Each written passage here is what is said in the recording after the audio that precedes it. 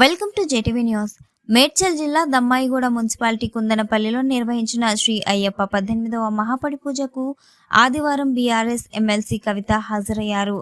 ఈ మహాపడి పూజకు వందలాదిగా అయ్యప్ప భక్తులు హాజరయ్యారు.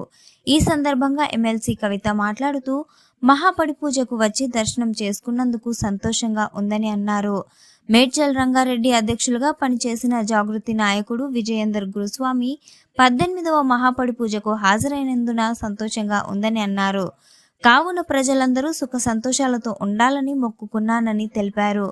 కాసేపు స్వామివారి సేవలో పాల్గొని ప్రత్యేక పూజలు నిర్వహించారు. అనంతరం ఎమ్మెల్సీ కవితకు శాల్వా కప్పి స్వామివారి ప్రసాదం అందజేశారు. ఈ కార్యక్రమంలో అయ్యప్ప స్వాములు భారీ సంఖ్యలో పాల్గొన్నారు.